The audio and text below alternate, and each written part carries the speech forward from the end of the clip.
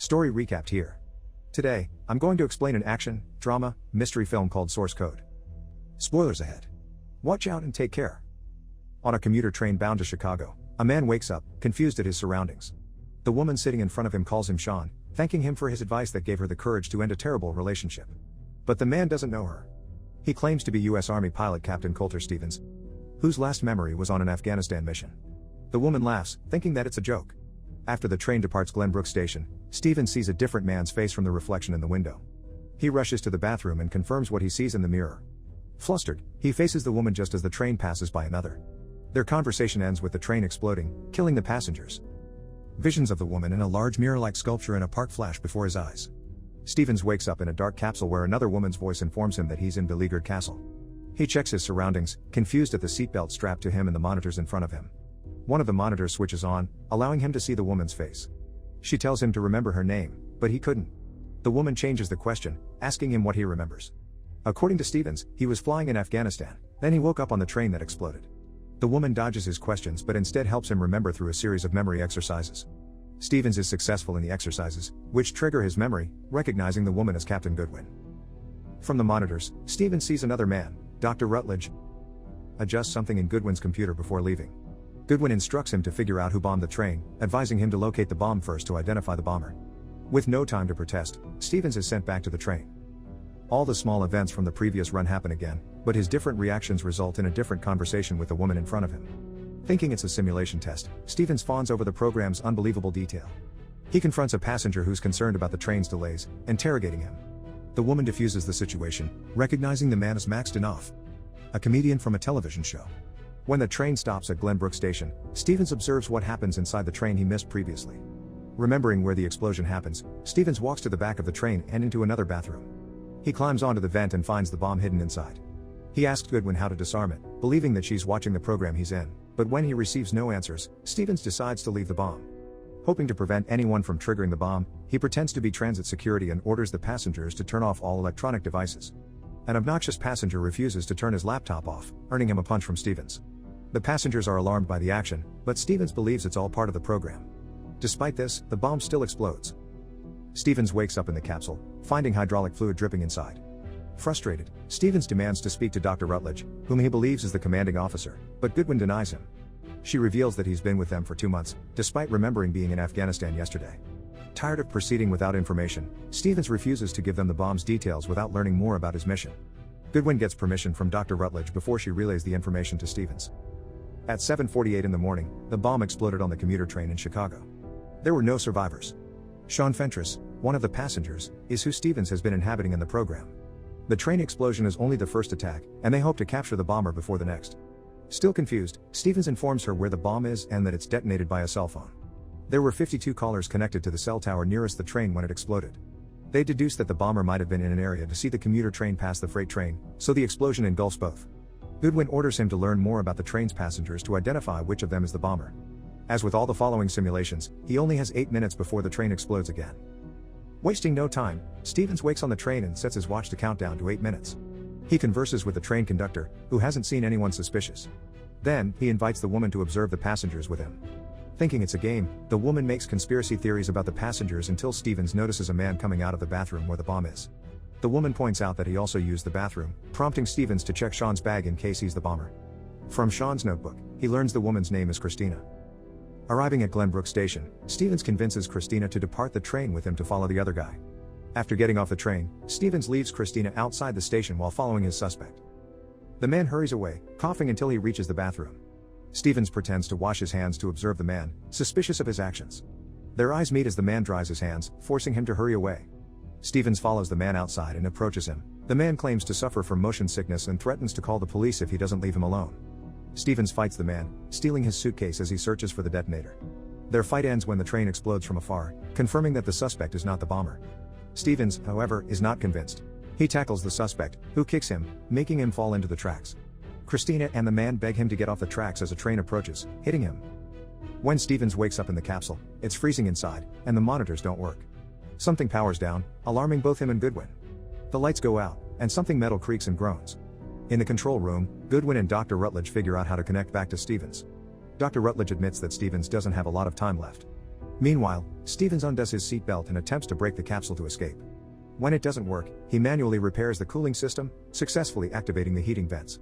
Then, Stevens repairs the monitor, allowing him to connect with Dr. Rutledge and Goodwin. Stevens admits that he hasn't found the bomber but claims to have saved Christina. Goodwin, however, says it doesn't matter as the Christina he met is only part of the source code. Dr. Rutledge explains that the source code is a machine that combines the deceased passenger's residual collective memories, which lasts 8 minutes before the explosion.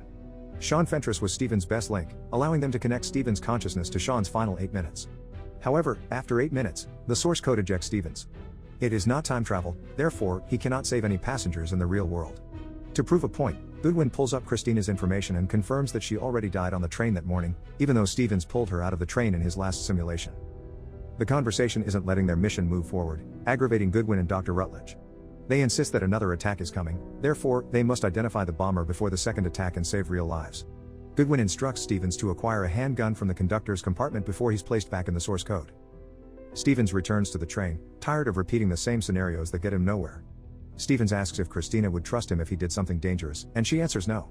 Disappointed, Stevens heads to the conductor's compartment and breaks the door open. Inside, he breaks the security box but is attacked and tased by the train conductors. Stevens wakes up, cuffed to the stair rails, while Christina interrogates him about what happened. He asks to borrow Christina's phone to call his dad and apologize, but she refuses. Time runs out, and the train explodes. Back in the capsule, he asks Goodwin to speak to his dad, and she promises that he will later. Stevens catches a glimpse of Goodwin's jacket as she explains the source code's narrow requirements. Goodwin stresses they must focus on finishing the mission, encouraging him to find the bomber again before sending him back to the train. On the train, Stevens draws the CAOCN logo that he saw on Goodwin's jacket. He asks Christina to help him discover what happened to the real Colter Stevens before approaching a group of passengers. When he sees one of them nervous, he takes the guy's bag and searches it but finds nothing. Walking away, he spots a woman with a Walter Reed Army Medical Center bag, but his previous actions have the woman nervous around him. Stevens asks the woman about the logo, and she identifies it as the Nellis Air Force Base. Stevens borrows the woman's phone and finds the contact number for the airbase. While waiting to be transferred to Dr. Rutledge, Christina finds him and reveals that Captain Colter Stevens was killed in action 2 months ago. The news breaks Stevens' connection to the source code. Suddenly, his vision blurs, and he hears Goodwin's voice echoing in his mind. Stevens collapses, seeing visions of his last memories in Afghanistan before waking up back in the capsule. Point blank, Stevens asks Goodwin if he's dead. Goodwin diverts his attention back to the mission, but he continues to demand an answer. With no choice, Goodwin confesses that his body is broken beyond repair, but his brain is still active. What he sees in the capsule, including his body, is just a manifestation from his mind. The revelation deforms the capsule before him as he goes into shock. Angry and in disbelief, Stevens demands more information, forcing Dr. Rutledge to talk to him directly. He warns him from deviating from his mission and advises Stevens to see the mission as a way to serve the country after death. Stevens, however, disagrees. Dr. Rutledge tells him to keep the millions of lives he could save in the real world in mind while he's back on the mission. With Dr. Rutledge in command, Stevens is placed in the source code repeatedly without rest. Given that hundreds of passengers are on the train, Stevens struggles to identify the bomber after several attempts.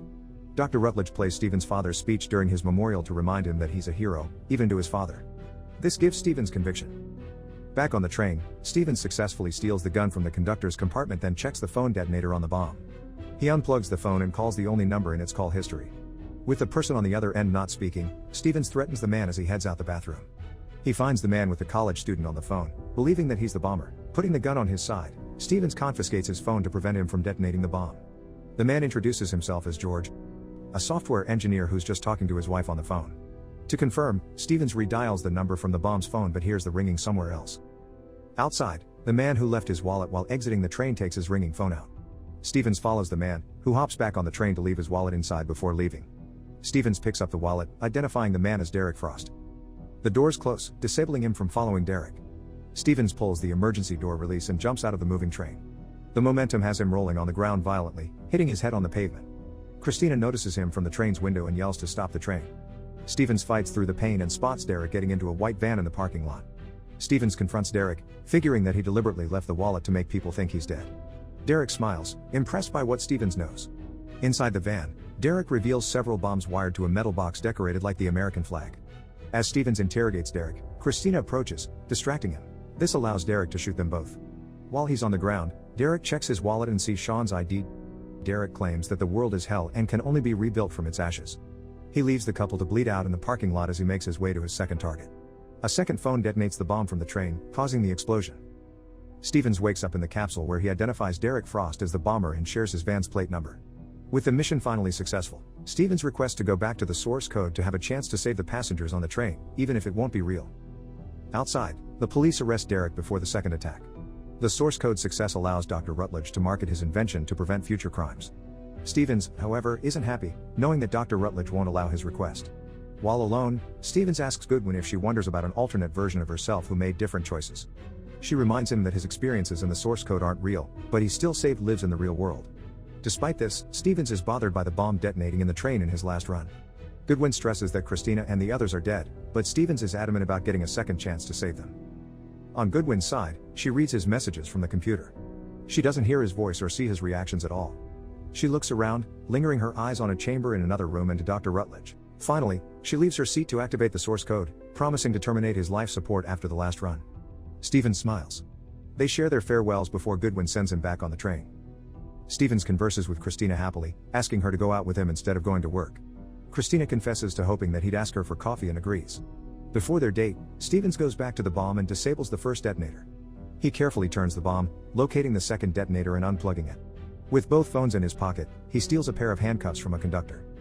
Back in the base, Goodwin finds Dr. Rutledge closing a deal to fund more source codes. After his phone call, Goodwin reminds him of their deal with Stevens to let him die. But Dr. Rutledge refuses, not wanting to risk losing the only potential candidate who can use the source code. Instead, he wants to wipe Stevens' memory so they can use him again. On the train, Stevens captures Derek and holds him at gunpoint, forcing him to stay on the train after leaving Glenbrook Station. Stevens uses Derek's phone to call the police and report his crime. After leaving Derek handcuffed, Stevens sends Goodwin an email. Then, he calls his father but pretends to be Sean, who served with his son. Tearfully, Stevens apologizes to his father over their last argument. Meanwhile, Goodwin opens the chamber where Stevens' real body is attached to life support. She sees his peaceful face while his lips move, mimicking the conversation he's having on the source code. Dr. Rutledge discovers Goodwin and rushes to stop her. Back on the train, Stevens shares peaceful thoughts for the distressed passengers. To lighten up the mood, Stevens pays Max to do a stand-up comedy act on the train. Stevens and Christina watch the performance, relishing the life and laughter surrounding them.